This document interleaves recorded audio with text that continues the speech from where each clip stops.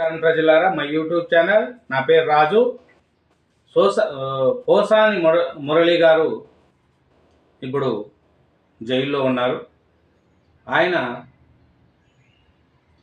ఏం మాట్లాడుతున్నారు, ఏమి నా వెనకాల ఎవరెవరు ఉన్నారు, ఎవరు ఏం చేపించారు అనేది పోసాని మురళి గారు కస్టడీలో చెప్పిన విషయాలు మనం చూసుకున్నాం. పోలీస్ సిఐడి కస్టడీలో పోసాను కృష్ణమురళి గారు ఏం చెప్పారు, ఏమి అనేది చూద్దాం. అలాగే విజయసాయిరెడ్డి గారికి మళ్ళీ సిఐడి పిలుపు వచ్చింది. కాకినాడ పోర్టు వ్యవహారంలో విచారణకు రావాలని త్వరలో నోటీసులు. కాబట్టి విజయసాయిరెడ్డికి అలా ఉంది, పోసాని కృష్ణమురళి గారికి అట్లా ఉంది.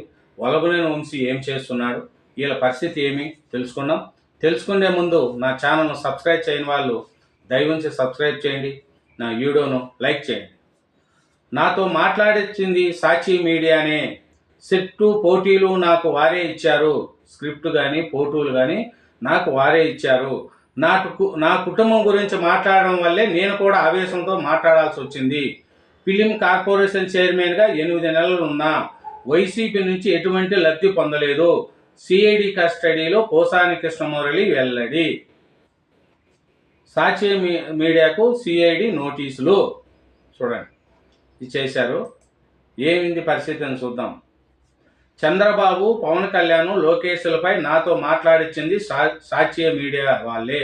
అందులో తన పాత్ర ఏమీ లేదని సిఐడి విచారణలో సినీ నటుడు పోసాని కృష్ణమురళి చెప్పినట్లు తెలిసింది. గత వైసీపీ హయాంలో హైదరాబాద్లో మీడియా సమావేశం ఏర్పాటు చేసి చంద్రబాబుపై పోసాని అనుచిత వ్యాఖ్యలు చేశారు. ఈ వ్యవహారంలో తమ మనోభావాలు దెబ్బతిన్నాయని టీడీపీ కార్యకర్తలు బండారు వంశీకృష్ణ గత అక్టోబర్ 9న సిఐడి అదపు డీజీపీకి ఫిర్యాదు చేశారు. దీంతో గుంటూరు సిఐడి అధికారులు పోసానిపై కేసు నమోదు చేశారు. ఈ నేపథ్యంలో ఈ నెల 12న కర్నూలు జిల్లా జైల్లో రిమాండ్లో ఉన్న పోసానిని సిఐడి అధికారులు పిట్ వారెంట్పై గుంటూరు తీసుకొచ్చి కోర్టులో హాజరుపరచగా కోర్టు ఆయనకు రిమాండ్ విధించింది. కాగా ఈ కేసులో మరిన్ని వివరాల ఆధారాలు రాబట్టాల్సి ఉన్నందున సిఐడి అధికారులు అభ్యర్థన మేరకు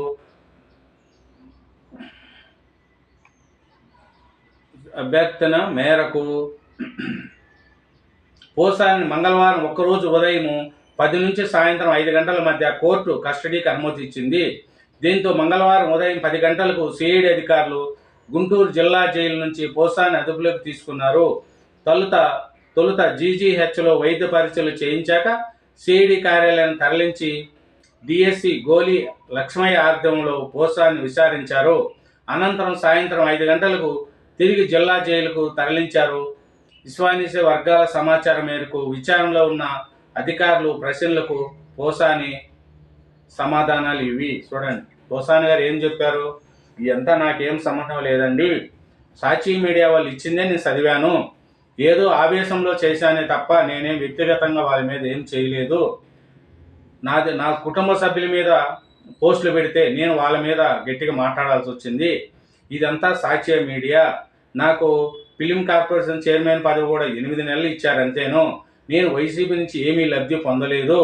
వాళ్ళు చెప్పినట్టు నేను చేశానే తప్ప నేను సొంతంగా ఏం చేయలేదని నిన్న సిఐడి కస్టడీలో పోసాని కృష్ణమురళి గారు చెప్పారు. ఇదంతా వైసీపీ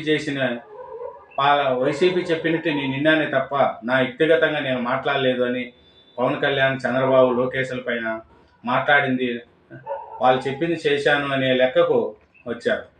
సాక్షి మీడియాకు సిఐడి నోటీసులు.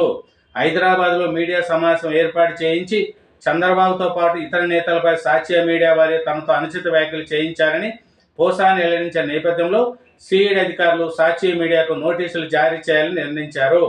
ఈరోజు మీడియా సమావేశం ఏర్పాటు చేయించింది ఎవరు, పోసాని స్క్రిప్ట్ రాసిచ్చింది ఎవరు, మార్పింగ్ పోర్టులు అందించింది ఎవరు, ఆ రోజే పోసాని నిర్వహించిన ప్రెస్ మీట్ను కవర్ చేసింది ఎవరు, ఇతర వివరాలను తెలియజేయాలంటూ నోటీసులు ఇవ్వనున్నారు. చూడండి, సాక్షి మీడియాకు ఇప్పుడు పోసాని కృష్ణమురళి గారు చెప్పిన దానికి సాక్షి మీడియాకు నోటీసులు ఇస్తున్నారు. హైదరాబాద్లో మీడియా సమావేశం ఏర్పాటు చేసి చంద్రబాబు ఇతర నేతలపై చేసిన వ్యాఖ్యలకు సంబంధించి మీ వద్ద ఉన్న ఆధారాలు ఏమిటి? పోసాని, ఆ రోజు నేను మాట్లాడిన అంశాలకు సంబంధించి నాకేం తెలియదు. సాక్షి మీడియా వాళ్ళే మీడియా సమావేశం ఏర్పాటు చేశారు, వారిచ్చిన స్క్రిప్ట్నే చదివా, వారిచ్చిన పోటీల్ని చూపించా. సిఐడి మీకు పోటీలు, స్క్రిప్టు ఇచ్చిన సాక్ష్య మీడియా వాళ్ళు వారెవరో తెలియదు, నాకు గుర్తులేదు. కానీ వారు ఇచ్చిన స్క్రిప్ట్ను నిర్ధారించుకోకుండానే మాట్లాడా. నేను ఎవరిని తిట్టలేదు. అది మార్పింగ్ వీడియో. సిఐడి గతంలో కూడా అనేకసార్లు మీరు ఇలా మాట్లాడినట్లు వీడియోలు వచ్చాయి కదా పోసాని. నా కుటుంబం గురించి మాట్లాడడం వల్లే నేను కూడా ఆవేశంతో అలా మాట్లాడాల్సి వచ్చింది. సిఐడి గత ప్రభుత్వంలో లబ్ధి పొందడం వల్ల ఈ విధంగా ఆ పార్టీకి ప్రభుత్వానికి అనుకూలంగా ప్రత్యర్థులపై అనుచిత వ్యాఖ్యలు చేశారా? వైసీపీ ప్రభుత్వంలో నేను ఎలాంటి లబ్ధి పొందలేదు. 2 ఏళ్ల కాలపరిమితి ఉన్న ఎఫ్డిసి ఫిలిం డెవలప్మెంట్ చైర్మన్ పదవిలో 8 నెలలు మాత్రం కొనసాగా. నెలకు 3.5 లక్షల జీతం వచ్చింది. అంతకు మించి నాకు ఎలాంటి లబ్ధి జరగలేదు. వైసీపీ కోసం నేనే కోట్లు ఖర్చు చేశా. చూడండి, పోసాని కృష్ణమురళి నెలకు 3.5 లక్షలు అంత జీతం. చూడండి, చదువుకున్న సాఫ్ట్వేర్ వాళ్ళకు ఉండవు, బూతులు మాట్లాడే వాళ్ళకు 3.5 లక్షంట జీతం. చూడండి, ఇట్లా ఇదేనండి పోసాని కృష్ణమురళి గారు నిన్న సిఐడి విచారణలో తెలిపిన వివరాలు. Thank you very much. నా ఛానల్ సబ్స్క్రైబ్ చేయండి, నా వీడియోను లైక్ చేయండి. Thank you.